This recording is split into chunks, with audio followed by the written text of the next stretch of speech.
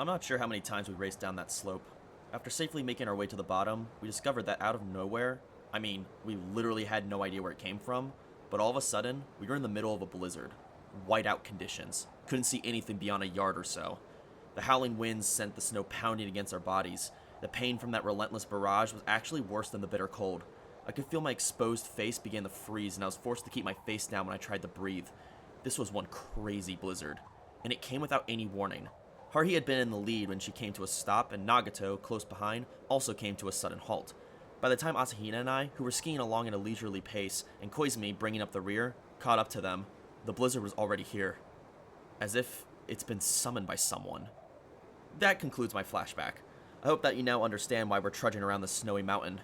After all, we couldn't see a thing out here. There might be a cliff a few yards ahead that we could walk straight off without knowing. There shouldn't be any cliffs around here, but I wouldn't be surprised to see one pop up in a place where nothing was on the map. I had no intention of trying large hill ski jumping without a ramp.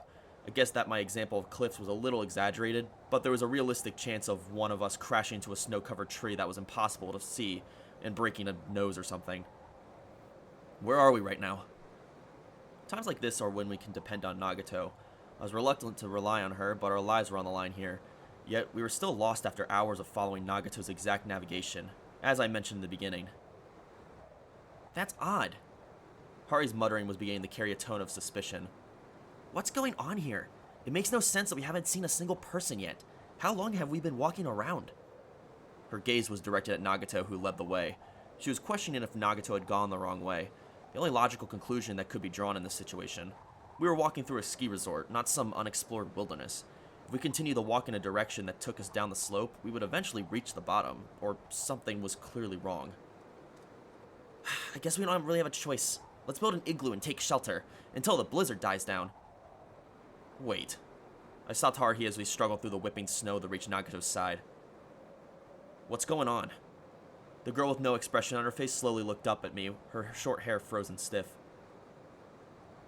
An indeterminate phenomenon.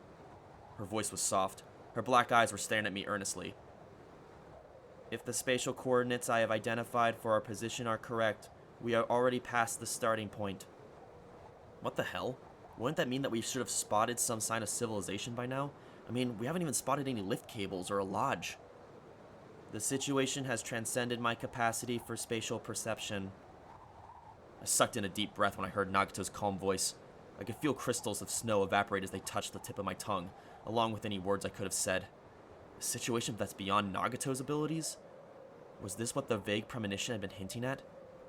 Who's responsible this time? Nagato fell silent, as if deep in thought, while she stared at the frenzied dance of snowflakes without batting an eye. None of us had brought a watch or a cell phone when we hit the slopes, so we didn't even know what the current time was. I think we left the Tsuruya family vacation home around 3, and it had been a few hours since then. The cloudy sky was still illuminated by a faint glimmer of light.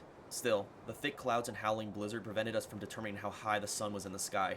After all, the lighting was about as dim as that in a cave with luminous moss, and a strange rusty taste seeped out of my wisdom teeth, followed by a slight pain. A wall of snow blocked us in every direction, and we were blanketed by a canopy of gray. This scene seemed a little too similar to another experience. Don't tell me that... Ah! Haruhi yelled at the top of her lungs right next to my ears, which scared me so much that my heart almost shattered my ribcage and jumped out of my chest. Hey, don't scare me like that. Stop screaming in my ear. Kyon, look over there! Haruhi pointed, her fingers standing firm against the wind, and there was a faint light in the distance. What? I squinted. The blustering snow made it seem like the light was flickering, but that wasn't the case. The glow was about as dim as a firefly after mating. It's coming from a window! Haruhi's voice was filled with excitement. There's a building over there! We can ask them for shelter, or else we're gonna freeze to death at this rate! Her prediction would soon become reality if we didn't do something. But a building? Out here in the middle of nowhere? This way! Mikuru, Koizumi, follow my lead! Haruhi was like a human plow as she clawed open a path before us. The cold anxiety of fatigue must have gotten to Asahina, as her body was visibly shaking while Koizumi shielded her and the two of them trailed after Haruhi. As Koizumi passed me, he whispered something to me that sent a chill through my heart. That light is clearly artificial, however, it wasn't there a moment ago, I'm sure of this, as I've been paying close attention to our surroundings. Nagato and I remained silent as we watched Haruhi use their skis to kick away snow and open a path. Hurry, hurry! Koizumi, don't fall behind! There was no other option. I'd rather gamble on a slim chance for survival than freeze to death and show up in the news 100 years later. It didn't matter if this was a trap, since we really didn't have a choice at this point. I steered Nagato before me as he set off the path through the snow Haruhi had made. As we approached the light, its identity became clear. I was forced to grudgingly admit that Haruhi's superhuman vision was worthy of praise. The light was plainly coming from a window of a building. It's a mansion, and a huge one to boot. Haruhi had paused for a moment as she looked straight up at the structure that gave her the impression before she set off again. I also looked up the towering building as my mood darkened. The mansion stood with white snow and gray sky like a silhouette. I wasn't about to solely attribute the ominous aura I felt to its outward appearance, and the building was more castle than mansion, considering the spires, whose purpose was unknown, that protruded from the roof, and the inadequate lighting, or what should be considered dark decor in general. And this structure was in the middle of some snowy mountains. If this wasn't sus, you'd have to round up every dictionary in the country and rewrite the definition of the word. A blizzard on a snowy mountain, where we were stranded.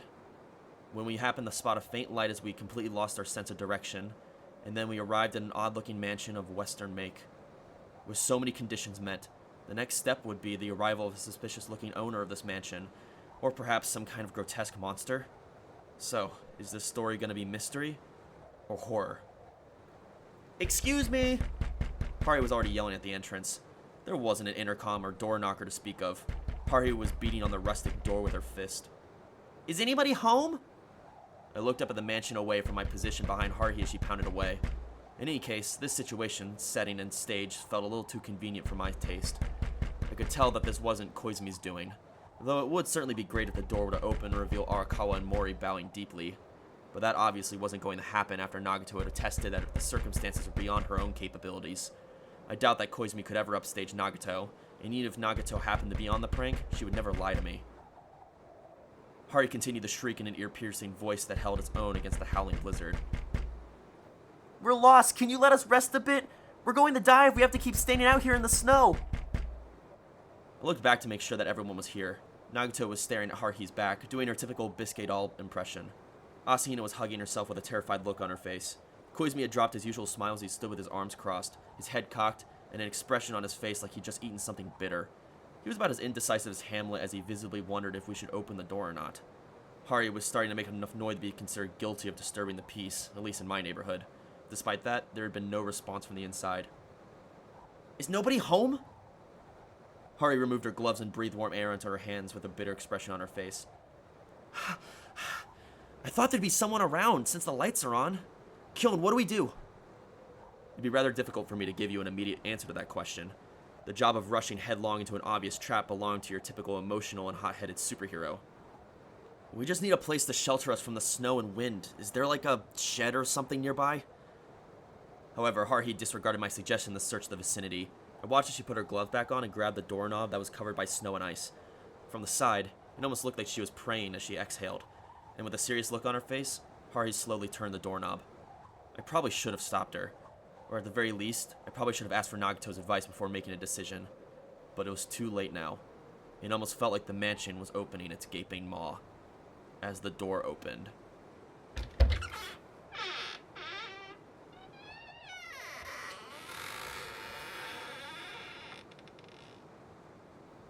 Artificial light fell across our faces. It wasn't locked. You'd think that someone would answer the door if they were home. Haruhi set her skis and poles against the wall before stomping in ahead of the rest of us. Hello, is anybody home? We're coming in. Beggars can't be choosers. We followed our brigade chief's lead. Koizumi was the last one as he shut the door. We were finally able to bid a temporary farewell to the biting cold and deafening wind that had plagued us for the past few hours. A momentary sigh of relief. Asahina plunked herself down on the floor. Hey, nobody around? As I listened to Haruhi's ear-piercing voice, I could feel the light and warmth seep into my bones. The same feeling you would get when sinking into a warm bath after standing out in the middle of winter. The snow on my head and ski wear was melting and dripping water onto the floor. The heat was definitely on, but there were no sign of human life. By now, some aggravated person should have come storming in to kick Haruhi out, but nobody was responding. This better not be a haunted house. I muttered to myself as I looked around the interior of the mansion. The entrance led directly into a large room. The best comparison I could make is a lobby of a fancy hotel. The atrium-shaped ceiling was awfully high up there, with an awfully massive chandelier that provided flickering light. The floor was covered up by a carpet of deep crimson. The structure may have appeared to be some kind of bizarre castle from the outside, but the interior was pretty modern. The middle of the room was occupied by an extensive staircase that connected to the second floor. All we needed was a check room to complete this phony hotel experience. I'm gonna take a look around. Haruhi was already sick of waiting for the mansion owner, who had yet to appear. She squirmed out of her soggy ski wear in a way that can only be described as molting, and kicked off her ski boots. I doubt that anyone will blame us for coming in without permission, since this is an emergency, but I wouldn't want to make a fuss about it later. I'll go see if anyone's here. You guys can wait. That was the brigade chief we know and love. Haruhi was behaving exactly the way a leader should as she took off running in her socks. Wait. I was the one who stopped her. I'm coming with you. If you go by yourself, I won't be able to stop worrying about the chance of you doing something rude or insulting. I removed my ski wear and boots in a rush, and my body instantly felt lighter as I seemingly shed the fatigue from walking around the mountains in the middle of a blizzard, along with those outer garments. I handed the bulky clothing to the person who was conveniently standing nearby. Koizumi, I'm trusting you to take care of Asahina and Nagato. The Esper freak, who had failed to be of any use in getting off the snowy mountain, shot me a crooked smile and nodded. I took one last glance at Asahina, who was looking up at me with worried eyes, and Nagato, who stood perfectly still in silence. Alright, let's go. The place is so big, it's possible they couldn't hear you in the back. Don't order me around. In these situations, you only need one person in a leadership role. Now do as I say. Haruhi's competitive nature was on full display here as she grabbed my wrist and turned to the 3 brigade members on standby. We'll be right back. Koizumi, you need to look over the other 2. Roger that. Koizumi was back to his usual smile as he replied to Haruhi and gave me a slight nod. I'm pretty sure that he was thinking the same thing I was. We could search every nook and cranny of this mansion without finding a single person. I just had a hunch somehow. Haruhi chose to search the next floor first. We arrived at the long hallway that stretched into the distance and was littered with more wooden doors than I could count. I tried opening one of the doors, and it swung open readily to reveal a Western-style bedroom. There were more stairs at both ends of the hallway, and Haruhi and I headed up another flight. I let Haruhi take the way. That way. No, this way. Haruhi used one hand to point the direction while I used her other hand to pull me along by my wrist. I had the urge to cover my ears every time we reached a new floor, and Haruhi yelled out, "Anybody home?" But it wasn't enough to do anything. All I could do was follow her orders and tag along. There were so many doors that we could only manage to open a few at random. As we confirmed that they all led to similar-looking bedrooms, we arrived at the 4th floor. I wasn't sure if the hallways of the mansion were supposed to be lit at night, but every floor was being illuminated. I was in the process of eyeballing the doors and deciding which one to open next when Haruhi broke the silence. This reminds me of last summer. We went to check outside on the boat. Right, something like this happened back then. I vaguely recall Haruhi dragging me through a downpour the same way she was dragging me around right now. As I rewound the sepia-colored film that composed my memory, Haruhi came to an abrupt halt, and so did I, as she was still clutching my wrist. You know, Haruhi began to speak in a subdued tone. I forget when it started, but it kind of just happened. I decided to take a different path from most people. I don't mean a literal path you walk on. I'm talking about a path in the sense that what direction I want to go, as in a career path or way of life. Uh-huh, I responded in a non-committal tone. What's your point? My point is that I've been purposely avoiding any path that the general public would follow. I mean, it wouldn't be any fun to go with the flow and do what everybody else does. I just don't get why anyone would voluntarily choose to lead a boring life. And that's when I realized it. If I went against the norm from the very beginning, I might end up having a lot more fun. Your typical rebellious spirit would blindly shun anything mainstream and support the obscure, regardless of the benefit of lack thereof. Personally, I more or less felt inclined to subscribe to that particular creed, so I could see where Haruhi was coming from. Still, I had a feeling that you'd take things to such extremes that the concepts like mainstream no longer apply. Haruhi chuckled in a creepy tone. Well, none of that really matters. What? Don't ask me for my opinion if you're not going to listen. Do you understand the predicament we're in? You won't have time to joke around and take it easy. Anyway, there's something that's been bugging me. What is it now? My reply carried a tinge of irritation. Did something happen between you and Yuki? Haruhi wasn't looking at me.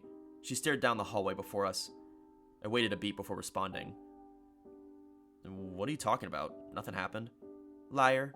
You've been paying extra attention to Yuki since Christmas. Every time I check, you're looking at her. Haruhi was still looking down the hallway.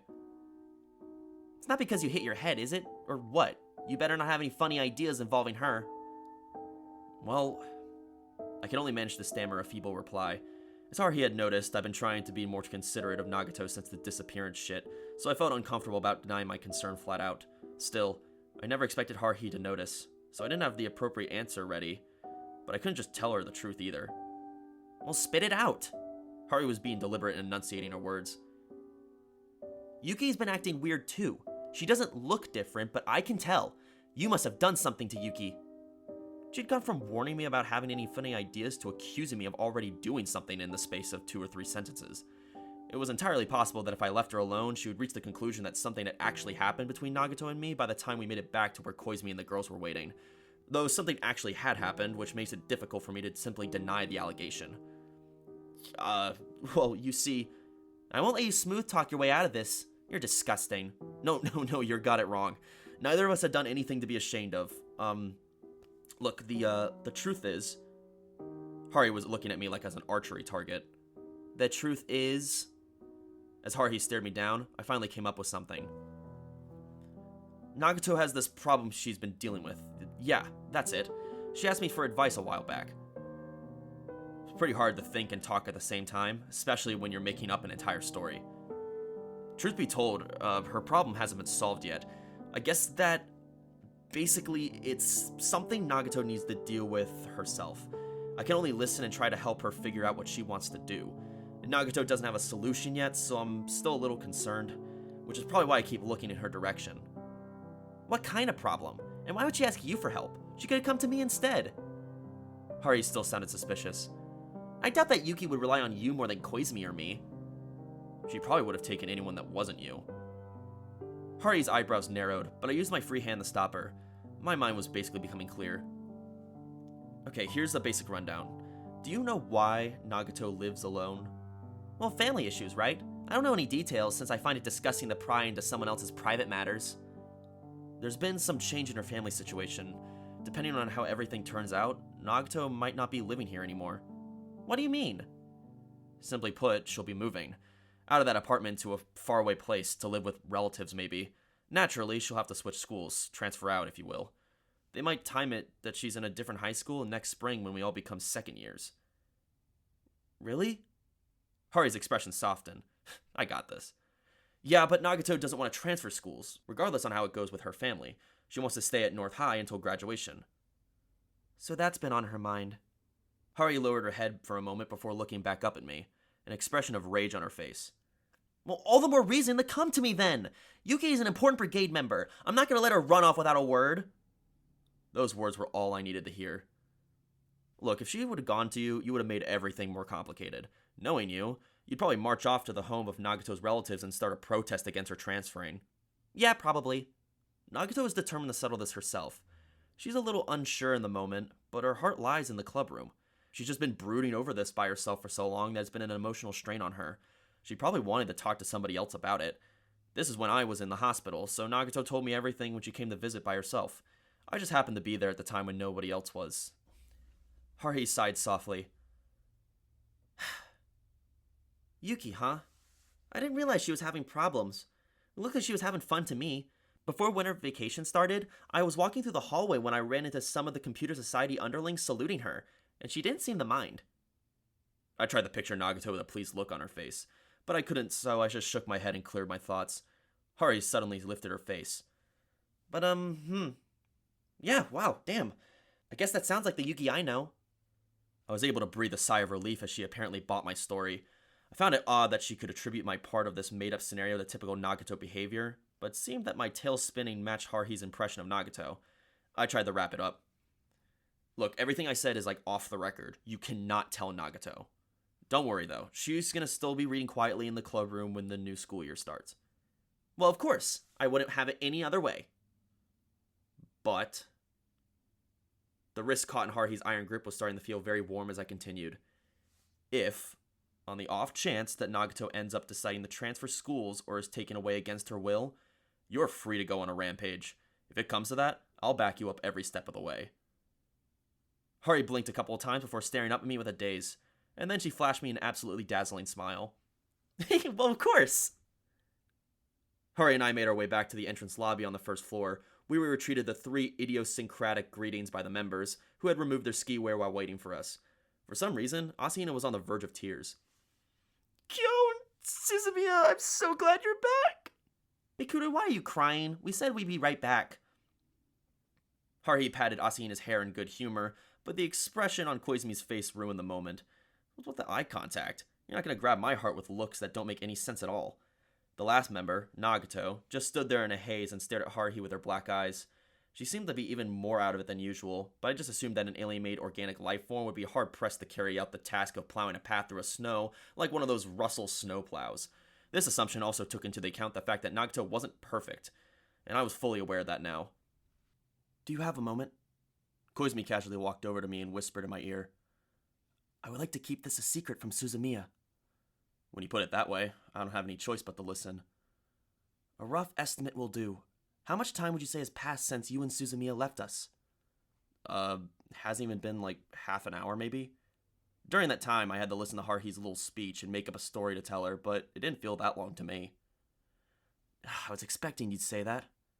I couldn't tell if Koizumi was satisfied or disturbed by my response. For those of us who were left behind, 3 hours have passed since you and Suzumiya set off on your search. Nagato was the one who kept track of time, according to Koizumi. Since you were taking so long to return. He brushed aside his bangs, now dry, before flashing me a nihilistic smile. So I came up with a little experiment. I requested Nagato to move to a slightly removed location that was out of sight. We synchronized our count first, and then I asked her to return after 10 minutes. Nagato apparently complied without complaint. She walked down a hallway to the side of the entrance before eventually turning the corner and vanishing from sight. However, Nagato returned before I could count to 200. I found this puzzling, as less than 3 minutes had passed in my mind. However, Nagato asserted that she positively counted to 10 minutes. Well, Nagato's obviously correct. He must have nodded off or counted wrong. Asahina was also counting in a soft voice, and so our counts were very close. Well then, I still think Nagato would be the one who's right though. I have no intention of questioning the accuracy of Nagato's count. It shouldn't be possible for her to make simple arithmetic mistakes. So we're in the realm of what else could it be? The flow of time varies with this mansion depending on your location, or your sense of time becoming distorted here. Either explanation is valid. It's possible that both can apply. Koizumi glanced over at Haruhi, who was in the process of roughing up Asahina before turning back to me. It would be best to move together as a group, or else our sense of time will be increasingly distorted. And that's not all. If the temporal deviation is limited to the interior of this building, we can still cope. However, what if the distortion began before we were seemingly lured into this place? How did you feel about the sudden blizzard and our ability to reach the bottom of the slope? If we were to assume that we had already slipped into those different dimensions at that point... I looked at Asahina, whose hair had been disheveled by Haruhi before returning to Nagato. Her hair, which had been turned to a mess by the blizzard, was now dry and restored to its original state. Her skin was a warmer white than the snow. I whispered my reply to Koizumi. Well, knowing you probably already discussed this with Nagato and Asahina. Did they say anything? Asahina didn't even know where to begin. Yeah, I could see that. I was more referring to the other girl. Koizumi lowered his voice another notch. She didn't respond. When I asked her to participate in my experiment, she walked off without saying a word. And then she was silent after she returned. When I asked if 10 minutes had actually passed, she just nodded. She didn't express herself any other way. Nagato was staring at the red carpet. Her lack of expression was nothing new, but was it just my imagination or was she spacing out a little bit more than usual? I moved to express my concern to Nagato. Kyon, what are you doing? We need to report to everyone. Haruhi interrupted me with a glare before continuing in a big voice that made it sound like she was bragging about a catch. We went up to the whole place and every room from the second floor was a bedroom. I was hoping to find a telephone somewhere. Yeah, and there weren't any. I chimed in. And there weren't any TVs or radios, no phone jacks or wireless devices either. I see. Koizumi stroked his chin with his fingertips. So in other words, we have no means of communicating with or receiving information from the outside world. Not in any room that's on the second floor or up. Haruhi smiled and showed the slightest hint of anxiety. I hope there's something on the first floor. There should be, right? Considering how big this mansion is, there's probably a special room just for communication purposes. So let's go find it! Haruhi exclaimed as she pumped one fist in the air like a banner and dragged the gloomy Asahina with her. Koizumi and I followed her lead, with Nagato trailing a few steps behind.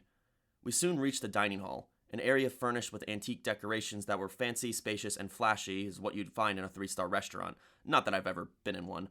The dining table was covered up by a white tablecloth and golden candelabras. I looked up to the ceiling to find a fancy chandelier, coldly looking down at the SOS Brigade members. There really isn't anybody around.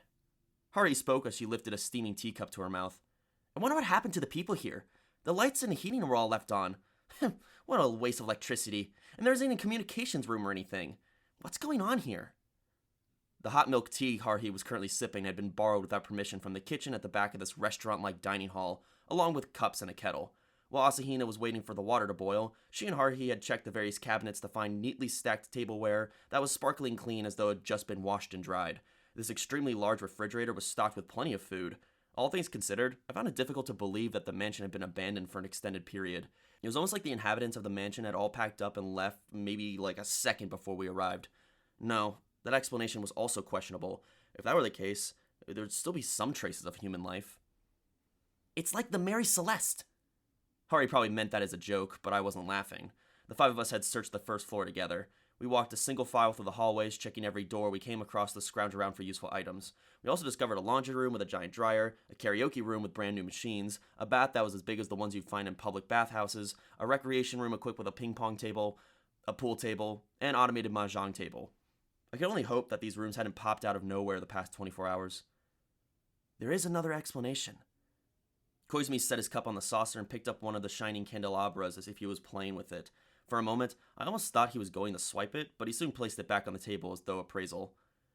The inhabitants of this mansion went on a long trip before the blizzard hit, and the bad weather is inhibiting their return. He smiled thinly at Haruhi. In any case, they'll return once the blizzard dies down. Hopefully they'll forgive us for coming in without permission. I'm sure they will. We didn't really have a choice. Maybe this mansion is set up to be like an emergency shelter for skiers who get lost. I mean, that would explain why it's empty. I don't think you can have an emergency shelter without a phone or radio. My voice was fatigued. That was the only thing I had learned after the five of us had walked around the entire first floor. Not only we had failed to find any means of communication or source of outside news, there wasn't even a single clock in the building. Even worse, I was starting to get the feeling that this mansion ignored a lot of building and fire codes. Who would build such a large and inconvenient emergency shelter? The federal or municipal government? It's probably funded by tax money. In that case, I don't feel bad about drinking this tea. I pay taxes, so I have a right to use these facilities. Right, I'm feeling hungry, so let's make something. Give me a hand, Mikuru. Once Haruhi made up her mind, she ignored everybody else. She swiftly took Asahina's hand. Okay. Asahina gave us a worried look as she was dragged to the kitchen. I felt bad for her, but I was concerned about the flow of time issue Koizumi was talking about, so I needed Haruhi to make herself scarce. Nagato. I turned to the girl with short hair, who was staring at her empty ceramic cup. What's up with this mansion? Where are we? Nagato remained frozen in position. After 30 seconds or so, she finally opened her mouth. This place is putting a strain on me. That remark came out of nowhere. I don't get it. What does she mean? Can't Nagato contact her creator or patron or whatever to get him to deal with this? This is an abnormal situation. Shouldn't they lend us a hand every now and then? Nagato finally turned to look my way, but there was no expression on her face. My link to the data overmind has been cut off. Cause cannot be determined. Her voice was so faint that it took me a few minutes to digest what she said. Once I collected my thoughts, I posed another question. Since when? Since 6 hours and 13 minutes ago by my internal clock. That number didn't mean much when I lost my sense of time. Since the moment we were caught in the blizzard. Her black eyes were calm as always, but my heart was unable to stay calm at this point. Why didn't you tell us then? I wasn't trying to blame her. Her quiet nature was proof that she was behaving normally, something that can't be changed and absolutely must not be changed. Which means that we aren't in the real world right now. It's not just this mansion, it's the snowy mountain area we were walking through the entire time was part of this alternate space that someone could have created. Nagato was silent for a few moments before responding. I do not know. She lowered her head in a gesture that somehow felt lonely. The sight reminded me of the Nagato from a while back. Made my heart jump for a second. Still, I didn't expect to run into a non-Haruhi related phenomenon that Nagato couldn't comprehend. I looked up at the ceiling as I directed my next question to the other SOS Brigade member here. What about you? Do you got anything? The deputy brigade chief directed a meaningful glance at Nagato as he straightened his posture. All I know is that we aren't in closed space this time. This area was not created by Suzumiya's subconscious. Are you sure about that? Yes. I happen to be a specialist when it comes to Suzumiya's mental activity. I can tell when she alters reality. Suzumiya has done nothing of the sort this time. She did not desire this situation. I can guarantee that she's in no way responsible for our current predicament. I'm willing to bet on it. I'll double any wager you make. Okay, then who's responsible? A slight chill ran down my back. Maybe it was the blizzard, but when I looked at the dining hall window, all I could see was gray. I wouldn't be surprised to see one of those pale celestials pop out. Koizumi apparently took this cue from Nagato as he shrugged in silence. He didn't seem very worried. That may have been an act. He probably didn't want to let us see him with a grim look on his face. Sorry about the wait! That was when Haruhi and Asahina walked over carrying a large platter of sandwiches. According to my internal clock, Haruhi and Asahina had only been gone for a few minutes. We'd only been waiting 5 minutes or so at most. However, I asked Haruhi in passing to learn that it had taken him at least half an hour to prepare the food, which made sense when you looked at the stack of sandwiches they had made. Thin slices of bread that had been toasted individually, seasoned with ham with lettuce, chopped up hard-boiled eggs with mayonnaise. The prep work must have taken longer than 5 minutes by itself, and it would have taken a considerable amount of time to prepare that many sandwiches, even if they had used every shortcut in the book.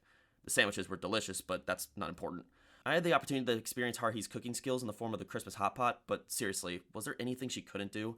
If I had gone to the same grade school as her, ethics would have been the only subject where I'd had a chance at beating her. I poked myself in the head. This wasn't the time to let my mind wander. I needed to focus on her current situation right now. Asahina seemed rather anxious about the sandwiches she had made, as she would stop breathing every time I reached for another one before sighing in relief or tensing up. The former reaction meant I was grabbing one of Haruhi's, and the latter reaction meant I was grabbing one of Asahina's. It was pretty easy to understand. She still didn't know. I hadn't told Koizumi either. I couldn't let Haruhi find out. Nagato and I were the only ones that still knew I had a task to perform. That's right. I needed to go back in time and save the world. I figured there was no rush, so I was planning on putting it off till next year. Was it a mistake to relax and enjoy the end of the year, considering that I still needed to tell Asahina everything and work out a plan? What if we never got to the mansion? No. Wait. That wouldn't make sense. Nagato, Asahina, and I were guaranteed to travel back in time to the middle of December, or you wouldn't be able to explain the three figures I saw, which meant that we would successfully make our way back to normal space. If so, I could finally have some peace of mind. Come on, eat up! Haruhi was stuffing her mouth with sandwiches and gulping down tea. There's plenty more left. We can even make more, if you want. The pantry's loaded with food. Koizumi smiled and winced as he took a bite of the hand cutlet sandwich. They're delicious, absolutely scrumptious, as good as the ones you'd find in a restaurant. The exaggerated compliments were directed at Haruhi, but it wasn't my concern right now. Neither was Asahina, who was barely eating anything because of her guilt about using the kitchen and pantry without permission. It was Nagato. Typically, she wouldn't be nibbling away at her food. The alien-made organic android's hands and mouth were moving at half speed as if she lost her appetite. The light meal was eventually devoured, mostly thanks to Haruhi and my willpower. Alright guys, time to take a bath. Haruhi made a rather insolent suggestion, but nobody objected, and by nature she took the absence of dissent to mean approval. We passed that huge bath earlier. There weren't separate ones for each gender, so we'll have to take turns, of course. As brigade chief, I cannot tolerate any inappropriate conduct. Everybody okay with the ladies first? Probably didn't help that I didn't have any better ideas myself, but I did appreciate having Haruhi here to rattle off orders every step of the way in situations like this one. That by itself was enough to help provide a distraction. Since I wasn't getting anywhere by sitting around and thinking, moving my body around mechanically might help stimulate my brain and spark some kind of inspiration. Time to trust my brain power. But first, we should decide on room arrangements. Any preferences? They're all the same. According to Koizumi's theory, it would be best for us to stay in the same room, but that suggestion would probably bring a frog jump uppercut flying into my face, so I didn't make it. We should all take rooms that are next to one another. Just find 5 rooms that are next or across from one another. As soon as I finished that serious spiel, Haruhi stood up from her seat. Well, let's find some rooms on the second floor then. Haruhi made a dashing figure as she marched off with the rest of us following her. On the way, we picked up the skiwear we had left by the entrance and threw everything into a dryer in the laundry room before we went upstairs. Haruhi chose to commandeer the 5 rooms that were closest to the stairs so we'd be prepared to jump out at anybody returning to the mansion. Koizumi and I were next to each other while Nagato, Haruhi, and Asahina were across the hallway. Haruhi's room was directly across from mine. As I noticed when Haruhi was walking around the mansion, the bedrooms were literally just that. A bed and not much else in terms of furniture. Those super cheap business hotels had more furnishings than these bedrooms. Aside from the antique dressing table, there was just a bed and some curtains. The windows were completely sealed shut and on the closer inspection turned out to be double paned. They must have provided some soundproofing effect as the terrible weather continued outside, but I couldn't really hear the howling wind or blowing snow. It was actually kind of creepy. There was nothing to unpack, so once we had finished assigning rooms, we assembled in the red carpet hallway. Haruhi's smile was unnecessarily suggestive. Understand, Kyon? Understand what? Well, that should be obvious. You aren't allowed to do what the typical adolescent boy would do in this situation. I absolutely hate stereotypes. So what am I supposed to do? Like I'm saying, no peeking! I watched as the 3 girls walked away, with Haruhi making all the noise before slipping out of my own room. There was a complete silence in the hallways of the mansion, in contrast to the howling of the blizzard outside. The air was warm. However, I felt anything but comfortable. It was hard to appreciate warmth that only served to chill my heart. I tiptoed my way over to the room next door and knocked softly. "What is it?" Koizumi stuck out his head and greeted me with a warm smile as he opened his mouth to speak. I placed a finger on my lips and he closed his mouth with a knowing look as I quietly slid into his room. I would have preferred to sneak into Asahina's room, but I didn't have the time to play around right now. "I have something to tell you." "Oh?" Koizumi sat down on the bed and motioned for me to join him. "What might that be? I'm very curious. Is this something that you don't want the other 3 members to hear about?" "I don't really care if Nagato hears about this." I shouldn't need to explain what I'm about to say. The entire course of the events from the disappearance of Haruhi to the moment I woke up in the hospital bed, Ryoko Asakura's return, my second trip through time, and the Tanabata 3 years before, the SOS Brigade members with completely different backgrounds, the adult version of Asahina, and how I was supposed to restore the world in the near future. This is gonna be a long story. I sat down next to Koizumi and began to talk. Koizumi was an excellent listener, giving appropriate responses at intervals and paying close attention to the very end.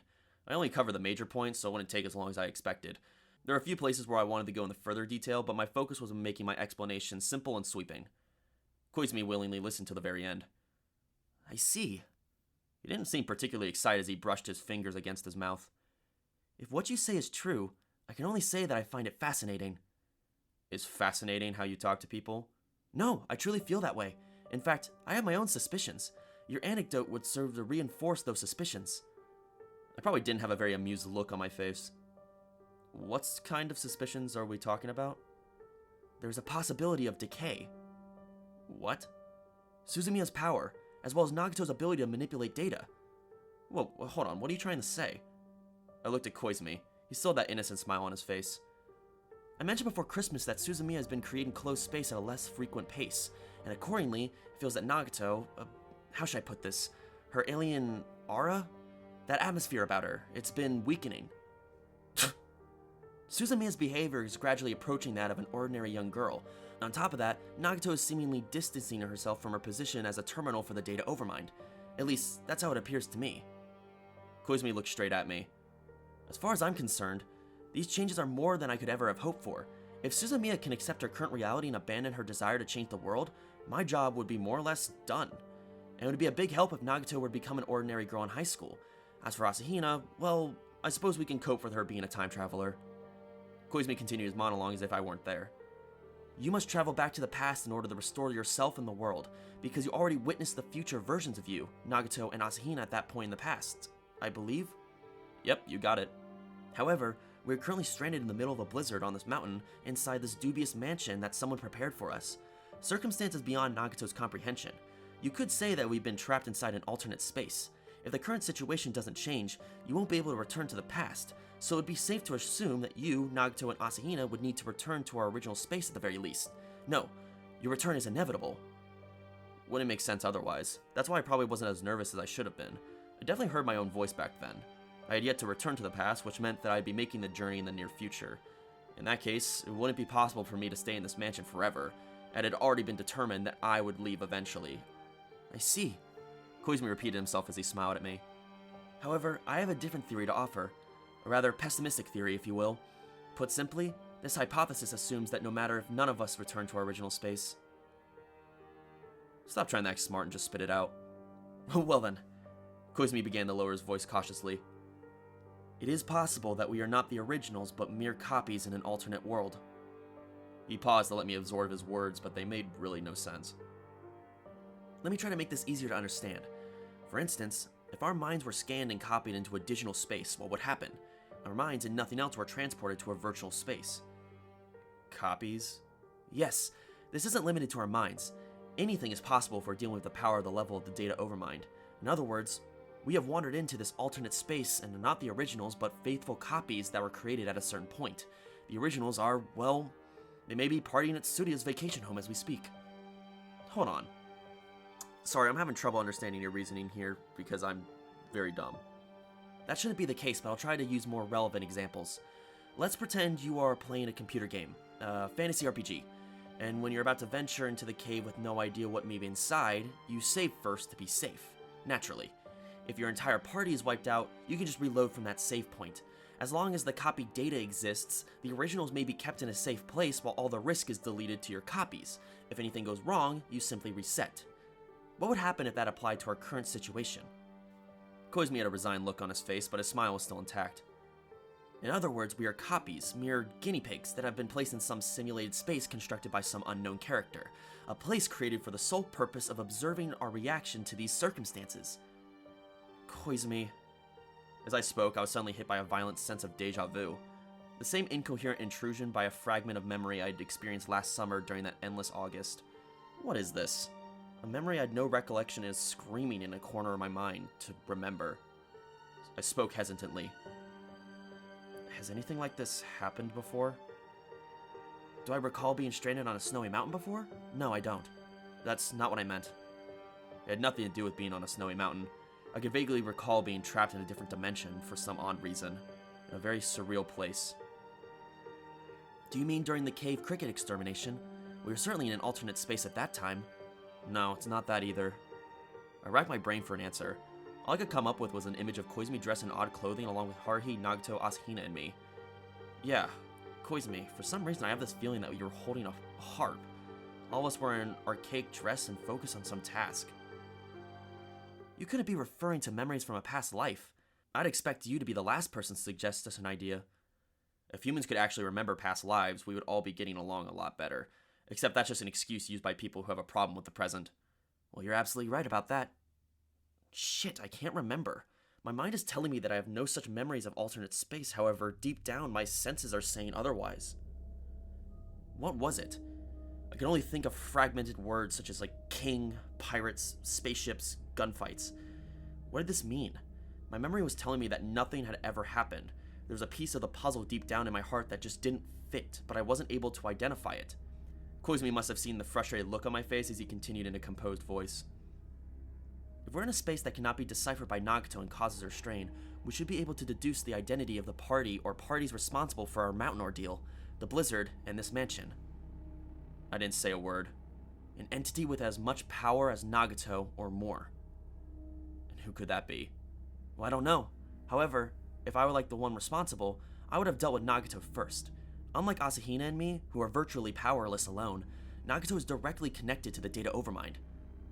Since it seemed more godlike than Haruhi, though I wasn't entirely sure if the data overmind was one or many, but Nagato had already confessed that her link with her boss had been severed. It's possible that we're dealing with a creature that wields more power than Nagato's creator, though that would effectively eliminate us from the picture. The handsome freak apparently thought of something as he broke off in the middle of his sentence and crossed his arms. So remember Ryoko Asakura? I almost forgotten about her, but certain events this month have ensured that I'd never forget about her. What if the radical faction, a minority within the data overmind, succeeded in achieving a coup? They may well be gods from our perspective. It'd be very simple to trap us in a different dimension once Nagato had been isolated. I remembered. The affable and cheerful class representative, the edge of that sharp knife. I've been attacked by Asakura twice and saved by Nagato both times. Whatever the case, there's no change in the outcome. We will spend all eternity in this mansion unable to escape. Like the mythical Dragon Palace. A very apt metaphor. We received a warm reception, one might say. Every possible need has been provided for. A warm and spacious mansion with a stocked refrigerator, a large bath with hot water, comfortable bedrooms. Everything besides a means of escape from the mansion itself. Pretty pointless then. I hadn't given up on my life to the point where I'd want to idle away in this unknown space forever. It was too early to end my high school experience before a year had passed, and there were other people I wanted to see again who weren't here with us. Taniguchi and Kunikita would be included among them, and it'd be pretty sad if I never saw my family or shamisen again. Besides, I hated winter. No offense to the people who live in Iceland, but I could spend the rest of my life surrounded by snow and ice and never get used to it. You can call me the man who loves summer heat and cicada sounds. Well, I'm relieved to hear you say that. Koizumi sighed with an exaggerated gesture. If Suzumiya notices this abnormal situation and unleashes her power, nobody can guess what the outcome will be. That may actually be the goal of the person or persons who set this up. Since there have been barely any developments to speak of as of late, they're attempting to stimulate her into a reaction. A very common tactic. If they were mere copies that have been detached from the originals and placed in a simulation, there's no need to hold back. You wouldn't feel bad about making a game character suffer, would you? Well, when you put it that way, I can't deny that I'm guilty of committing a similar offense in the past. However, game characters are merely data while we exist in flesh and blood. First, we must escape this place. We'd be safer stranded in the real world than trapped in this alternate space. I'm sure we'll find a way. No, we absolutely have to find a way. Any existence that seeks to trap Suzumiya and the rest of us in here is clearly an enemy, and not an enemy of the agency or data overmind, but an enemy of the SOS Brigade. Whatever. I'm trying to take anybody who agrees with me. After that, I began to think long and hard, and I was joined by Koizumi, who placed his hand on his chin in a pose of contemplation. Eventually, a soft knock shattered the silence between Koizumi and me. I stood up stiffly as though my body had been glued to the bed and opened the door. The bath is free now. Please take your turn. Asahina, fresh out of the bath, was flushed in the face in a rather sweet and innocent display of sensuality. A strand of damp hair clung to her cheek almost provocatively, while her exposed legs, extending from the long t-shirt she wore, were absolutely captivating. If I had been in a normal state of mind, I would have immediately swept her off her feet and taken her off to the corner of my room. Where are Haruhi and Nagato? I looked down in the hallway as I spoke, and Asahina giggled. They're drinking juice in the dining hall. She must have sensed my penetrating gaze as she tugged the hem of her t-shirt in a fluster. Oh, you'll find a change of clothes outside the bath. That's where I got this shirt. There are also bath towels and other stuff like shampoo. It was impossible to describe how lovely she looked as she timidly spoke. I turned back to Koizumi and gave him a look to stop him in his tracks before quietly moving into the hallway and closing the door behind me. Asahina, I have a question for you. Yeah? She looked up at me all goggle-eyed as she cocked her head uncertainly. How do you feel about this mansion? I find it incredibly unnatural, but I'd like to know your opinion. Asahina batted her long and beautiful eyelashes. Well, Suzumiya thinks this might be, foreshadowing? For the mystery game Koizumi prepared. At least, that's what she said when we were taking a bath. I was fine with Haruhi jumping to her own conclusions, but I needed Asahina to stay alert. How would you explain the irregular flow of time? You witnessed Koizumi's experiment, right? Yeah, but that was just part of the gimmick, wasn't it? I pressed one hand against my forehead as I tried to suppress a sigh. I had no idea how Koizumi could possibly pull that off. And even if this was just a trick to fool us, it wouldn't be fair of him to hide that fact from Haruhi. Besides, doesn't Asahina specialize in issues related to time? I decided to go for it. Asahina, could you try contacting the future right now, right here? Huh? The baby-faced upperclassman looked at me in surprise. I can talk to you about that. That's classified. She burst into laughter, but I wasn't joking around or trying to be funny. However, Asahina continued to giggle. Come on, take your bath before Suzumiya gets mad. And with that, the petite upperclassman turned and flitted towards the staircase like a butterfly fluttering around a field of flowers in the spring, turning back once to send me an awkward wink before disappearing down the stairs. No good. I can't count on Asahina. That only leaves... Damn. I stared at the carpet and sighed. I didn't want to put any more strain on her, and yet, she was the only one capable of doing something about our current predicament. Koizumi was all about talk and conjecture, and if somebody rubbed Haruhi the wrong way, she might blow up on us. I still had an ace up my sleeve, sure, but after hearing Koizumi's spiel, I wasn't about to carelessly put it into play. That might be the goal of whoever this was that drove us into this situation. What am I supposed to do? I was hoping that a bath might help my circulation and provide the inspiration I needed for a brilliant idea, but I was fully aware of my limitations of my brain and its inability to produce an idea that would improve our situation. It was kind of pathetic how I didn't even feel disappointed by the obvious result. As Asahina said, there were bath towels and a change of clothes outside the bath, neatly folded t-shirts of every size and jersey pants hanging from the rack. I chose a set of clothes at random before joining Koizumi and heading to the dining hall. The three girls who had gone before us were setting bottles of juice on the table. That was a long bath. What were you doing? I'm pretty sure that I barely took longer than a crow would to bathe. Haruhi had handed me some orange juice, which I drank as I glanced between Nagato and the window. Haruhi was in a much better mood after warming up her body as she chugged her bottle of juice with a grin on her face. Asahina was smiling like she didn't realize the predicament we were in. Nagato looked even smaller than usual, but that may have just been the effect of her damp hair hanging down. Anyway, what time was it? I looked out the window, but all I could see was snow flying around.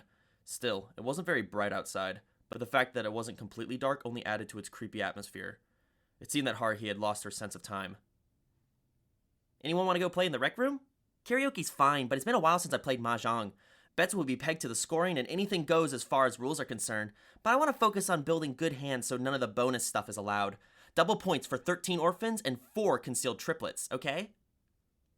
I had no intention of getting picky about the rules, but I shook my head slowly. Right now, we didn't have time for karaoke or mahjong. We needed to brainstorm. Let's just get some sleep for now. We'll have plenty of time to party later on. I'm pretty tired.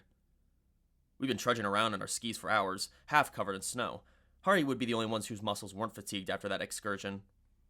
Yeah, that's true. Haruhi looked around at each individual to gauge everyone's opinion. Well, I guess that's okay. Let's rest for now. But when we wake up, we're gonna party hard. Her eyes were shining bright enough for 2 or 3 spiral nebulas. Once we withdrew to our respective rooms, I plopped down on the bed and held a little conference in my head.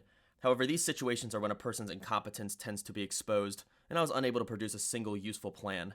The minutes ticked by as I laid on the bed in total silence, hoping that someone would say something, and I must have dozed off at some point, for I heard a voice. Kyon.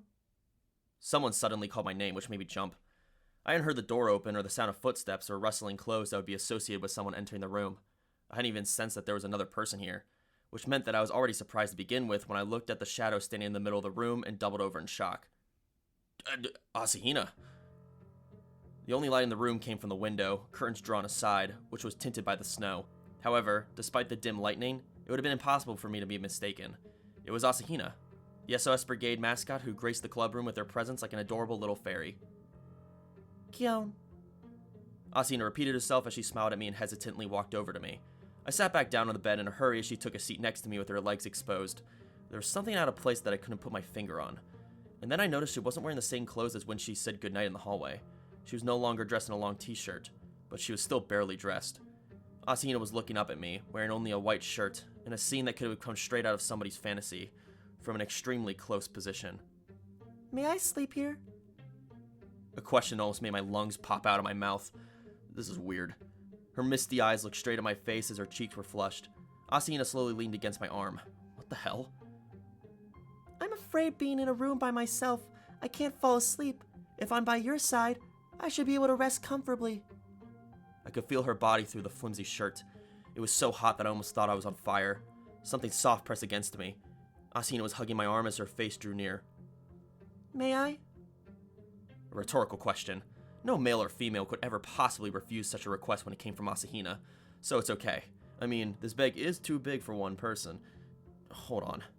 She giggled and released my arm with a smile as she began to unbutton her shirt, which was already half open to begin with, deliberately exposing soft curves that made my head spin.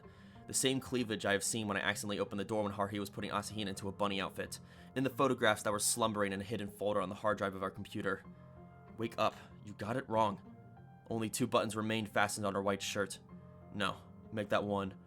This was more erotic than if she'd been completely naked, since we were dealing with a quality model here. After all, this was Asahina. Her fingers lingered on the last button. I should avert my eyes. Her shirt was essentially split down the middle to reveal pale skin that rose and fell with each breath, a scene that was just as artistic as Venus on a shell, with one side of her glistening bosom, adorned by the star-shaped... I suddenly took a deep breath. I jumped away from the bed like a loaded spring. No! Take a closer look. How did I not notice? The method of verifying Asahina's identity that I knew best. I knew it just like the other day. If I check a certain spot on Asahina's body, I would know. Who are you? This Asahina didn't have a mole on her left breast. The half-naked girl looked up at me in distress. Why? Are you rejecting me? What if this is the real Asahina? Would I still have been able to keep a firm grip on my libido? No, fuck that. This wasn't the issue here. Asahina would never sneak into my room to seduce me. She didn't need to. You aren't Asahina. I slowly inched backward as I stared at the tears welling up in those gorgeous eyes. Something's wrong with me. Does it really matter if she's Asahina or not when I'm making her look so sad? Enough of that. Who are you? The person who made this mansion? Are you an alien or a slider? Why are you doing this? Kyon. Asahina's voice was oozing with sorrow. She looked down a bit at her lip before taking action. Her shirt fluttered in the air as she raced for the door like the wind. She paused for a moment in the doorway and turned to me with teary eyes before dashing out into the hallway. The door slammed shut with a surprisingly loud sound that woke me up as I remembered that the door had been locked from the inside. It should have been impossible for anyone to get in without a spare key. Wait, hold on! I yelled out in a polite voice as I ran over to the door and threw it open. Another loud sound. I certainly used a considerable amount of force, but opening a single door shouldn't produce that much noise. Huh? You? Haruhi's face was right in front of mine. Haruhi, in the same room across the hall, had opened her own door at the same time and stuck her head out as she stared at me with her jaw dropped. Kyon, weren't you in my room a second ago? Or, I guess not. Haruhi and I weren't the only ones sticking our heads out the hallway. Oh. Asahina, wearing a t-shirt, was to Haruhi's right as she stuck her puzzled face through a half-open door. On the opposite side was Nagato's slim figure. I also looked to my side. Well, well. Koizumi was scratching his nose as he gave me an odd look and smiled awkwardly. That explained the sound, at least. The five of us had opened our doors at virtually the same time. A quintet in unison, if you will. What's up with everybody? Haruhi was the first to recover and glare at me. Why did everyone come out of their room at the same time? I was chasing a fake Asahina. Or so I was going to say when I realized that Haruhi had said something rather odd. Well, what about you? Were you going to the bathroom or something? Surprisingly enough, Haruhi looked down at the floor and bit her lip before she finally responded. I had a weird dream. A dream where you snuck into my room. You were talking and, acting completely out of character, so I knew something was wrong. Yeah, I punched you in the face and you ran away. Huh? It was just a dream, right? But something doesn't seem right. If that had just been a dream, it would mean that you're still dreaming at this very moment. I watched as Haruhi's brow creased and Koizumi walk over to me. I had a similar experience. He stared at my face. You also appeared in my room. At least, someone who matched you perfectly in outward appearance. However, the person who resembled you was behaving in a rather uncomfortable manner. Well, let's just say he did some things I'd never expect you to do. I was getting scared for no reason. I looked away from Koizumi's smirking face and focused my attention on Asahina, the real one. I could tell instantly. How could I have been fooled by that phony? Behavior, general aura, you name it. This is how Asahina was supposed to be. I'm not sure how Asahina interpreted my gaze as she suddenly blushed. I was about to ask if I'd also shown up in her room. Suzumiya came to me. She twisted her fingers together. Suzumiya that was acting kind of strange. I'm not sure how to say this, but she almost seemed like an imposter. It was an imposter. That was clear. But what was going on here exactly? Each of us had a fake member show up in our room. Asahina in my room, me and Haruhi in Koizumi's room, Haruhi in Asahina's room. Nagato, I said before asking, who came to your room? Nagato, dressed only in a t-shirt like Asahina, silently looked up to me with a seemingly numb expression on her face. You. She responded in a barely audible voice before slowly closing her eyes. And then... Yuki! Haruhi exclaimed in the background as I witnessed an unbelievable sight. Nagato, the one and only Yuki Nagato, collapsed in a heat as if an invisible hand had pushed her down. What's wrong? Yuki, hey! Every one of us was left dumbstruck, with the exception of Haruhi, who immediately ran over to support Nagato's small frame. Whoa, she's burning up. Yuki, you okay? Hey, Yuki! Nagato's eyes were still shut and her head was limp. Her expressionless face suggested that she was asleep. However, I had a gut feeling that Nagato wasn't simply slumbering away. Haruhi put her arm around Nagato's shoulder as she started to bark out orders with a stern look on her face. Koizumi, carry Yuki to her bed. Kyon, go find some ice bags. There should be some around here somewhere. Mikuru, go wet a few towels. Asahina, Koizumi, and I stood there gaping for a moment before Haruhi yelled at us again. Come on! Once I saw Koizumi lift up the unconscious Nagato, I quickly headed down the stairs. Ice bags, huh? Where am I supposed to look? That particular line of thought was probably a sign that I hadn't recovered from the shock of seeing Nagato collapse. I still couldn't believe that had happened. As a result, I was no longer to be bothered to care about the mystery surrounding the fake Asahina in my room or the phonies that had appeared in the other rooms. Do whatever you want. It's got nothing to do with me. Fuck. We were seriously in trouble. God damn it. I've been hoping to let Nagato enjoy a normal and peaceful life for a while, but this was the exact opposite. As I wandered around without any idea of where to find any ice bags, I somehow ended up in the kitchen. In my house, we kept the cooling sheets in the fridge instead of the first aid box. Was that the case in this mansion? Wait. I froze as I was about to grab the handle of the large refrigerator. I visualized an ice bag and concentrated as hard as I could. Then, I opened the fridge. Knew it. A blue ice bag rested on top of the head of cabbage. How considerate of them. A very convenient mechanism, but it was having the opposite effect, that of strengthening my resolve. That we couldn't stay here another second. I left the dining hall with a chilly ice bag in my hand when I saw Koizumi standing by the entrance to the mansion. He was staring at the door, but I wasn't sure why. Did Haruhi order him to gather snow or something? I walked over to offer a few words of candid advice, but Koizumi noticed me and spoke first. Hey, perfect timing. Could you take a look at this? He pointed at the door. I saved my own remarks for later and looked in the direction he was pointing to discover something so strange that I was left speechless. What is this? Those were the only words I could manage. I didn't notice this here earlier. Yes, it wasn't here before. I was the last person to enter the mansion. I checked the door when I shut it and this wasn't there at the time. An object that was difficult to describe had been attached to the inside of the front door of the mansion. I guess the closest comparison would be something along the lines of a console or panel. A shiny metal plate, or I guess that panel would be the most appropriate word here, around 20 inches long on each side, was affixed to the wooden door, supporting symbols and numbers that made my head hurt. I sucked it up and focused my eyes. First, at the very top, x minus y equals d minus 1 minus c. And then a little below that, x equals blank, y equals blank, z equals blank. The boxes were actually indentations, as if they were supposed to place something in them. I stared at the 3 holes in bewilderment. The pieces are over here. Koizumi pointed at the floor. There was a wooden box with an assortment of number blocks inside. On closer look, there were 3 sets of blocks numbered 0 through 9. I picked one up. It was shaped like a mahjong tile and was about the same weight. However, the difference was that surfaces of these tiles were engraved with Arabic numerals. Blocks for the 10 different digits with 3 of each, all stored in a flat wooden box. The numbers that correspond to the solution for this equation, Koizumi said as he picked up a block and examined it. It should be placed in the open spaces, I presume. I looked back at the formula again. My head began to hurt. Math was one of my many subjects that gave me considerable trouble. Hey Koizumi, you wouldn't happen to know the answer? I believe I've seen a similar problem before, but I'll need more information before I can try to solve it. If the goal is to simply make both sides of the equation equal, there are a multitude of possible combinations. But this puzzle has only one correct solution. We'll need additional conditions before we can settle on an answer. I turned my attention to the letter of the equation that didn't quite fit. What's with the D? It looks like we aren't required to solve for it. And that's the only letter that's uppercase. Koizumi toyed with the number 0 as he lowered his voice. This formula, I have a feeling that I recognize it. It's on the tip of my tongue. What is it? I'm pretty sure that I saw this recently. He stood in place with his brow creased. That's unusual.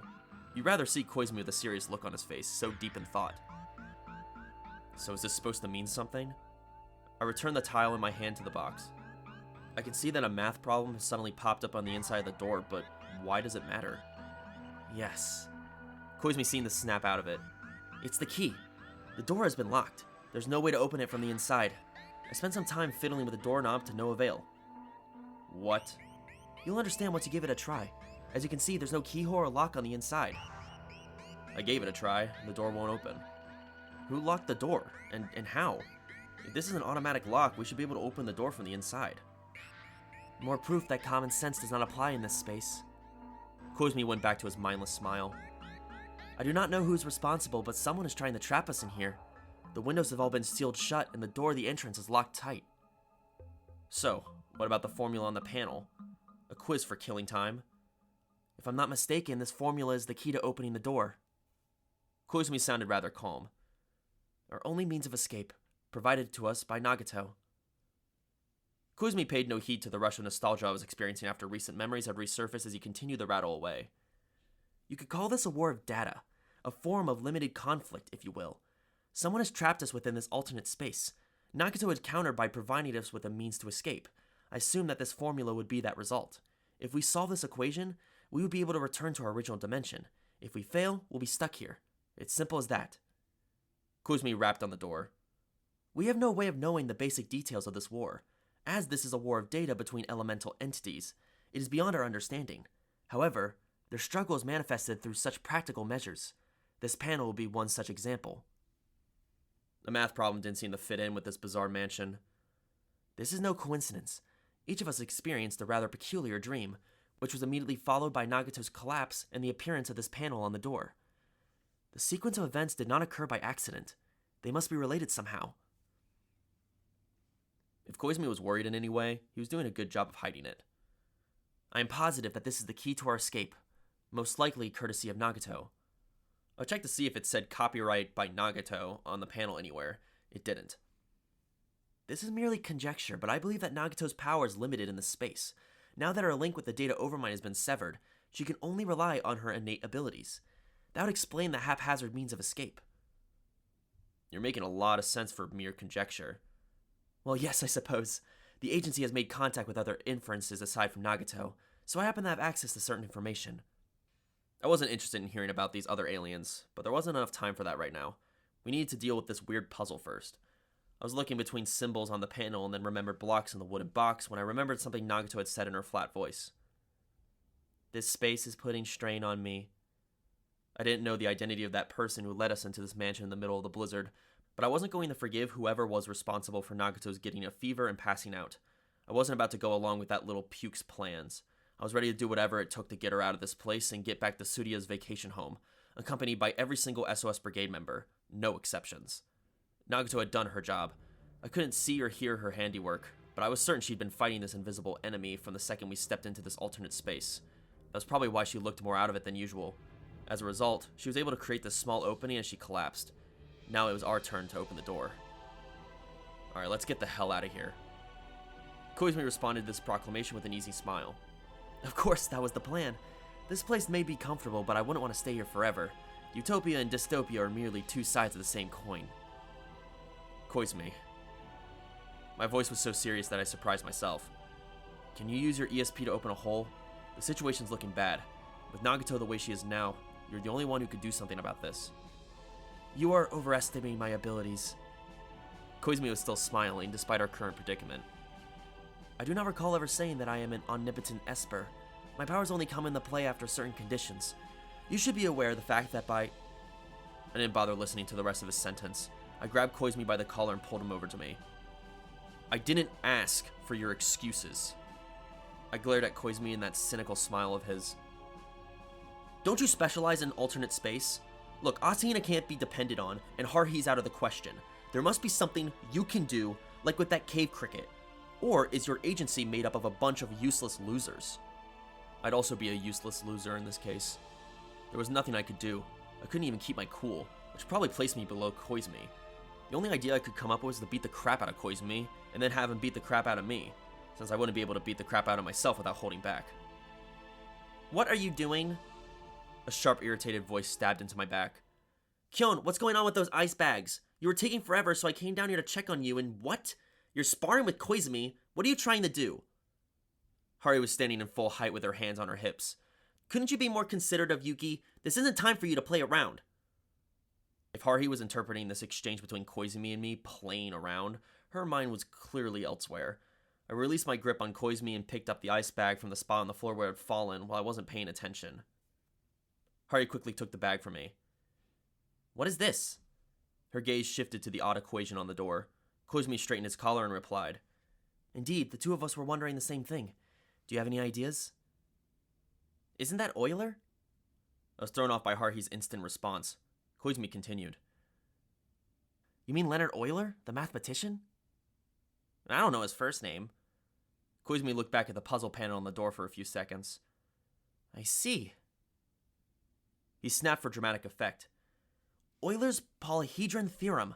This must have been a variation of that. Suzumiya, I am amazed that you were able to recognize this. I might be wrong, but the D is probably where you put the number of dimensions, I'm guessing. Let's not worry about whether you were right or wrong. I have a much more obvious question that needs to be answered first. Who is Euler and what did he do? What is a polyhedron theorem? Did we learn about this in math? Though I was hesitant to ask all these questions since I was always half asleep during math class. No, this usually doesn't come up in high school math courses. However, I'm sure that you've heard of the 7 bridges of Koenigsberg. That I know.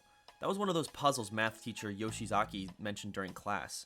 You have 2 islands connected to the mainland by a number of bridges, and you have to cross all of them once and only once. I remember that there really isn't a solution. Yes, Koizumi nodded. The problem was originally formed on a flat plane, but Euler proved that it also applied to a 3-dimensional plane. He formed a number of famous theorems, and this was one of them. Koizumi explained. His theorem states that when you look at a convex polyhedron and take the number of vertices plus the number of faces minus the number of edges, you always end up with 2. Koizumi must have recognized my desire to abandon anything related to math as he smiled wryly and slid one arm behind his back. I'll use a diagram to explain. He took out a black felt-tip pen. Wait, where did that come from? Had he been carrying that around on him? Or did he use the same method I used while taming the ice bag? Koizumi knelt down on the floor and began to cheerfully draw on the red carpet. Neither Haruhi or I moved to stop him. In this mansion, drawing on the furniture, floors, or walls was clearly not a problem. Eventually, he produced a single picture of a dice-like cube. I'm sure that you can see that this is a regular hexahedron. There are a total of 8 vertices. It has 6 faces, as the name would tell you, and there are 12 edges. 8 plus 6 minus 12 equals 2, yeah? Koizumi must have felt that wasn't enough, so he drew a new diagram. Now we have a square pyramid. Count and you'll find that there are 5 vertices, 5 faces, and 8 edges. 5 plus 5 minus 8 will also yield an answer of 2. You can apply this formula to any polyhedron and come up with a hectohedron with 100 faces, and this answer will always be 2. This would be Euler's polyhedron theorem. I see, I understand. But why did Haruhi mention the number of dimensions? Well, that's also quite simple. The polyhedron theorem is not limited to a 3-dimensional object. It can also apply to 2-dimensional planes. However, in that case, vertices plus faces minus edges will consistently yield an answer of 1. This form of theorem can be applied to the 7 bridges of Königsberg. A new doodle appeared on the carpet. As you can see, this is a pentagram. A star that can be drawn in one stroke. I did the counting myself this time. There were 10 vertices. It had 6 faces. The number of edges would be the highest at a total of 15, which would give you the equation 10 plus 6 minus 15, and the answer was 1. By the time I had finished running those calculations in my head, Koizumi had finished drawing a 4th diagram. This one looked like a failed attempt at the Big Dipper. The theorem also applies to such irregular figures. I was starting to get sick of this, but I did the math anyway. 7 vertices, 1 face, and 7 edges? I see, you still get 1. Koizumi smiled brightly as he replaced the cap on his felt pen. In other words, the answer for a 3-dimensional object will equal 2, and the answer for a 2-dimensional plane will equal 1. Keep that in mind. Let us return to the formula. He used the pen to point to the panel on the door. X minus y equals d minus 1 minus c. Let us assume that x refers to the number of vertices. We can assume that y, the variable being subtracted, is the number of edges. The z, or the number of faces, is a little bit more difficult to discern, as it was shifted to the right side of the equation and consequently had its sign reversed. As for the d minus 1, the difference should equal 2 for a polyhedron and 1 for a flat plane, which means that d will be 3 when dealing with 3 dimensions and 2 with dealing with 2 dimensions. Thus, the d refers to the number of dimensions. D stands for dimension. I listened to him in silence and concentrated on thinking. Yeah, I think I more or less understand now. I see. So this was the theorem thing Euler came up with? So? I posed this question. What's the answer to this math quiz? Which numerical blocks do we use for x, y, and z? Well, back came Koizumi's answer. I don't know. Not without the original polyhedron or plane as a reference. Well, there's no point then. Where are we supposed to find the original figure? Koizumi merely shrugged, which only added to my irritation. However, that was when something happened. Haruhi, who had been staring at the equation with a look of concentration on her face, abruptly remembered something she was supposed to do. Fuck this! Anyway, Kyon! You need to visit Yuki later. I was going to do that anyway, but why are you being so high and mighty about it? Because she called out your name while she was mumbling. Only once, though. Nagato called out my name? Mumbling? What did she say exactly? She just said the word Kyon. Nagato had never called me by that name before. Hell, I can't recall her even calling me by my actual name or nickname or any sort of name for that matter. She always addresses me by a second-person pronoun. I felt this irregular haze of emotion bunch up in my chest. No. Koizumi voiced an objection. Are you sure that she said the word Kyon? Is it possible that you misheard her? What's with him? Is he going to complain about what Nagato says in her sleep? However, Koizumi paid me no attention as he looked straight at Haruhi. Suzumiya, this is very important. Please try to remember. Koizumi's tone was so intense that Haruhi appeared to be surprised as her eyes wandered upward while she thought hard. I didn't hear her very clearly, so it might not have been Kyon. And her voice was soft. She could have said something like Hyon or Joan, but I'm pretty sure it wasn't Kyan or Kyun. I see. Koizumi looked pleased. You're unsure about that first syllable, but you were able to catch the last part. Aha, I see. I'm sure that Nagato wasn't trying to say Kyon or any of those other sounds. She meant to say Yon, I believe. Yon? I asked. Yes, as in the Japanese word for 4. What does 4 have to do with... I stopped in the middle of my sentence and looked back up at the formula. Hey! Haruhi's lips were puckered together in irritation. We don't have time to waste on this little math quiz. You need to worry about Yuki. Honestly. She swung the ice bag around as her eyes narrowed angrily. You better come visit her later, got it? And with that loud cry, she turned and stomped back upstairs. Koizumi watched to make sure that she was out of sight before turning to me with a look of conviction on his face. We have been given the required conditions. Now we can solve for X, Y, and Z. Please think back to the phenomenon we experienced a short while ago. The imposters that Suzumiya dismissed as a dream, but that I found to be somewhat realistic. The felt pen in Koizumi's hand again was knelt down. Let us draw a diagram that shows which apparition visited each room. Koizumi started by drawing a dot on the red carpet and labeling it K. This represents you. Asahina was the one that visited your room, I believe. He drew a straight line up from that point and added another dot at the end, which he labeled MA. Suzumiya was the one to appear in Asahina's room. He drew a line from the MA point that went down diagonally to the left and labeled the new dot HS. You were the one who showed up in Suzumiya's room. He drew a line connecting the HS point with the K point and formed a right angle. And you also appeared in my room. Though I must say that the imposter behaved nothing like you. I seriously doubt that you would ever do any of those things, even if you were to go insane. He drew a line that went down from the K point and added a dot that was labeled IK. Nagato mentioned that you were also the one in her room. I suddenly realized what he was doing. He drew a line extending from the point that represented me and labeled a new dot YN before replacing the cap on his pen to signal that he was done. They were all related. The imposters that were neither dream nor reality were apparitions Nagato created. I looked down carefully at Koizumi's newest diagram. A figure 4 that could be drawn in one stroke. We simply need to apply this figure to the formula on the door, a relationship chart that connects us to the fakes we saw. The figure is a flat plane, so D will automatically equal 2. He continued before I had a chance to do the math in my head. For this figure, the number of vertices would be the number of members, so 5. There's only one face, the triangle formed by you, Suzumiya, and Asahina. There are a total of 5 edges. Koizumi brushed aside a bang and smiled. X equals 5, Y equals 5, and Z equals 1. That would be the answer. Both sides happen to equal 0. There wasn't any time to be impressed or offer praise. I picked up the 3 corresponding numerical blocks. Now that we had established a solution, we needed to quickly apply it. However, Koizumi apparently still had his doubts. I'm afraid of the possibility that this is an erase program. I guess I might as well ask what he's talking about. If we were mere copies that only exist within this simulation, there's no need for us to leave this alternate space. The originals already exist in the real world. Koizumi raised both arms in supplication. It is entirely possible that solving this equation will trigger a process that will delete our existences. In other words, we would be committing a form of suicide. Now, would you prefer to live here for an eternity in relative comfort with every little variety? Or would you prefer to be deleted? I don't like either option. I have no wish to live here forever, but I'm also firmly against the idea of ending my life anytime soon. I'm my own man. There is no substitute for me, you know? I trust Nagato. My voice was surprisingly calm. I also trust you. I believe that your answer is the correct one. However, that trust is limited to your solution to this equation. I see. I had the wonder if Koizumi had mastered the art of telepathy as he smiled gently and took half a step back. I shall leave the decision up to you. No matter what happens, I can follow you and Suzumiya. After all, it's my job and my duty.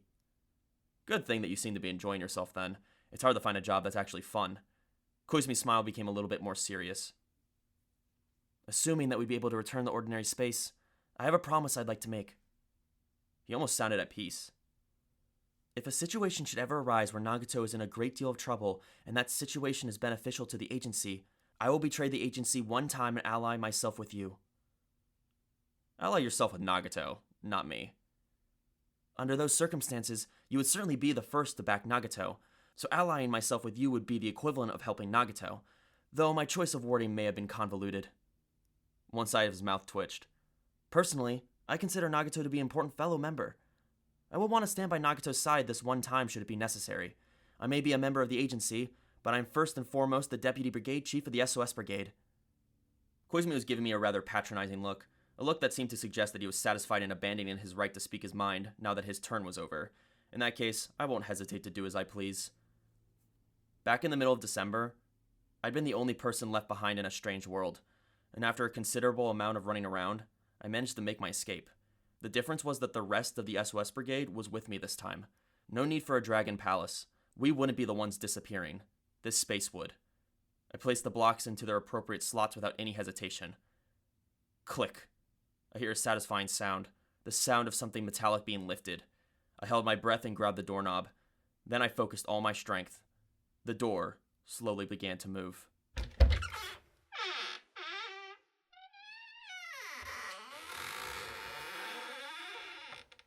I've been through a number of experiences that left me making sounds that couldn't be considered human speech, whether it was from shock and disbelief or complete awe. There have been many times when I found myself thinking, "You've got to be kidding me."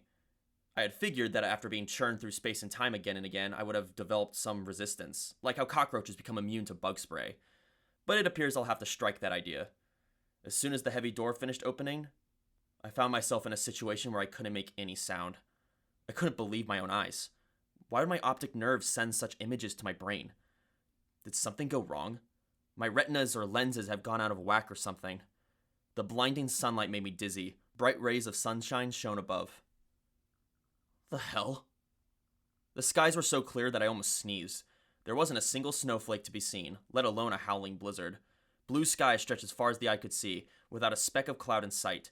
There were only lift cables obstructing the view. I could see a couple dressed in ski wear riding the clattering lift. I staggered, as if my legs felt heavier than they should. There was snow. I was standing in snow. The sparkling white landscape only served to make me dizzier. I sensed someone coming and looked up to see a figure glide right past me at breakneck speed. Whoa! I jumped reflexively and followed the figure with my eyes. It was a skier who had avoided me like I was an obstacle, wearing carving skis. This is the ski slope. No doubt about that. A casual glance immediately revealed that there were skiers all around, enjoying themselves. I looked around. The weight I had felt on my shoulders belonged to the skis and poles I was carrying. I looked down at my feet to find that I was wearing ski boots, and I was dressed in the ski wear I had been allotted while leaving Surya's vacation home. I quickly turned to look behind me. Ah! Asina's mouth was open like a baby's carp as she blinked rapidly. Wow! Koizumi was looking up at the sky in amazement. Naturally, they were both dressed in their ski wear, not t-shirts. The mansion was nowhere to be found. In fact, it no longer existed. We were in the middle of a little-known ski slope. No sign at all of the uncharted, suspicious-looking mansions. Which meant... Yuki! I heard Haruhi's voice come up from ahead as I turned my head and eyes in a rush. Haruhi was holding up Yuki, who had apparently been lying on the snow. Are you okay? Yuki, is your fever... Huh? Haruhi glanced around the way a pika would after exiting its burrow. That's odd. We were inside the mansion a moment ago. Then she noticed me. Kyon, something about this feels weird. I didn't answer as I dumped my skis and poles and knelt down next to Nagato. Haruhi and Nagato were wearing the same clothes as they were when they were dashing down the slopes. Nagato. My call was met by her short hairs rustling over so slightly as she lifted her head. Two big eyes on a face completely void of emotion looked up at me, same as always. Nagato's face was covered with snow as her gaze fixated on my hair for a bit. Haruhi knocked me out of the way as she grabbed onto Nagato. I have no idea what's going on, but Yuki, are you awake? Do you still have a fever? No. Nagato responded in a flat voice as she stood up on her own. I merely tripped. Really? But you had such a terrible fever. Or so wait, what? Haruhi placed a hand against Nagato's forehead. You're right, it's gone, but... She looked around our surroundings. The blizzard mansion? No way. It couldn't have been a dream. What? Was it a dream? Don't ask me. I don't provide reasonable answers. Not when you're the one asking the questions. I feigned ignorance as I heard voices calling in the distance. What's up? I could see two figures waving their hands from the bottom of the slope. Mikuru Harls! It was Surya. Next to her were three snowmen of different sizes, and the other figure stood next to the medium-sized one, which happened to be similar height. Jumping up and down was my sister. I was able to reestablish our current position. The five of us were gathered in a short distance from the lift station below the beginner's course. Well, whatever. Haruhi apparently gave up thinking on it. Yuki, I'll carry you. Get on my back. I am fine, said Nagato. You're not, Haruhi objected. I don't really know what happened or why I'm so confused, but I'm not going to let you overexert yourself. You don't have a fever, but I have a feeling you're unwell. You need rest. Haruhi didn't wait for an answer before hoisting Nagato on her back and running off towards Surya and my sister, who were still waving at us. She was probably going faster than a brand new snowplow. Haruhi was going so fast that if there were a piggyback 100-meter dash event in the Winter Olympics, she'd be guaranteed gold. Afterward, Surya contacted Arakawa, who picked us up in his car. Nagato, in protest against Haruhi's treating her like a sick person, attempted to convince us that she was in good health, but the looks I gave her must have had some effect, as she eventually shut up and did as Haruhi said. Nagato, Haruhi, Asahina, and my sister got in the car to return to the vacation home first, which left Koizumi, Surya, and me to walk back on foot. During that time, I engaged in conversation with Surya. Say, I saw you guys walking down the slope and carrying your skis. What was up with that? There was a blizzard? Oh, well, yeah, I guess like 10 minutes of heavy snowfall or something, but it wasn't that bad. Just a quick flurry out of nowhere, yeah? It appeared that we had spent hours walking around the snow and relaxing in the mansion while only a few minutes had passed for Surya. Surya continued with a brisk pace and tone. When I saw the 5 of you scooting your way down, I was like, why? But then Nagato, leading the way, took a tumble. She got right back up, though. Koizumi could only smile weakly as he kept his mouth shut. I did the same. So that's how we appeared to an outside observer. In this case, Surya. And that was probably correct. We had been some kind of dream or illusory world. This was reality, the original world. After walking along in silence for a while, Surya chuckled and moved her mouth next to my ear. Hey Kyon, on a different note. What's up, ma'am? I could tell from looking that Mikuru and Nagato aren't exactly normal, and Haru's wouldn't be considered normal either. I stared back at Surya and discovered that cheerful look on her face was genuine. You noticed? Long time ago, but I don't really know what they do. They keep doing some funny stuff behind the scenes, right? Oh, and keep this a secret from Mikuru. She thinks that she's acting like an ordinary person. She must have found the look on my face amusing as she doubled over and laughed heartedly. Yeah, but you're normal, Kyon. You and I are the same in that sense. And then she peered at my face. Well, I'm not going to ask about Mikuru's identity. Probably hard to answer. Doesn't really matter. We're still friends. Haruhi, forget about the junior brigade member, honorary advisor shit. Recruit Surya as an official member. She's probably more perceptive than I am and better at playing the role of an ordinary person. Surya whacked me on the shoulder repeatedly. You gotta take care of Mikuru. If she's ever troubled by something that she can't talk to me about, you need to help her. Well, of course. Still. Surya's eyes were shining. That movie you made on the cultural festival? Was that based on a true story? I wasn't sure if Koizumi heard her, but I could see him shrugging off to the side.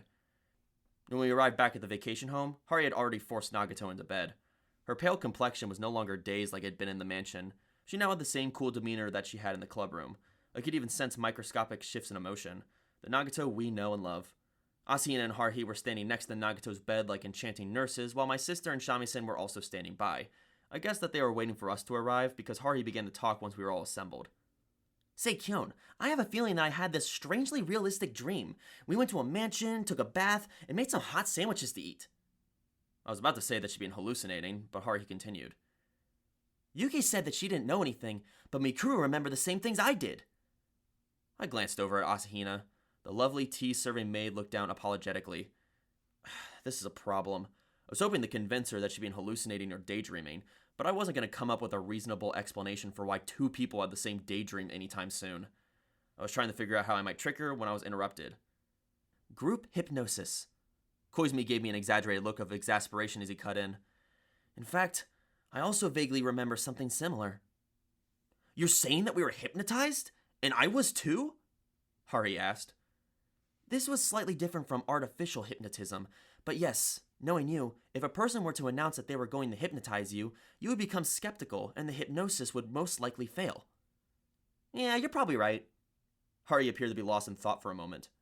However, we spent a considerable amount of time walking around through the blizzard at a fixed rhythm where we could only see white snow. Are you aware of the phenomenon known as highway hypnosis? If you drive along a straight highway for an extended period of time, the evenly spaced lights can place the driver in a state of hypnosis and lull him to sleep. People often fall asleep while riding the train, and that's attributed to the rhythmic shaking of the cars. It's the same reasoning as when you pat a baby on its back to induce sleep. Huh, really? The look on Haruhi's face suggested that she never heard that before, while Koizumi nodded solemnly. Really? His voice took on a persuasive tone. As we made our way through the blizzard, someone must have grumbled about wishing that there was a mansion we could hide in that provided all sorts of comforts. Something along those lines. After all, we were enduring extreme conditions at the time that left us in a mental state that could be susceptible to such hallucinations. You've heard about people wandering through the desert and seeing mirages of oases, yes?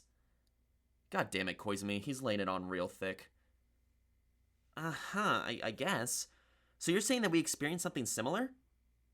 Haruhi tilted her head and looked at me. Apparently so. I nodded in an attempt to look convinced. Koizumi saw this as the perfect time to add the finishing touches. The sound of Nagato's falling brought us back to our senses, I'm sure of that. Well, now that you mention it... Haruhi tilted her head even further before swinging it back. Well, you're probably right. It wouldn't make sense for them to build a weird mansion out here. My memory's becoming hazy, like I was dreaming within a dream. Yes, it was a dream. A mansion that didn't exist in reality. An unnecessary hallucination born of fatigue. I was more worried about the other two members, the outsiders who weren't members of the SOS Brigade. I looked at Tsuruya. Tsuruya winked at me and smiled. I interpreted the look on her face as meaning, well, we'll just leave it at that. Though I may have been reading too much into it. Tsuruya didn't say another word as she flashed her trademark smile and refrained from any superfluous comments.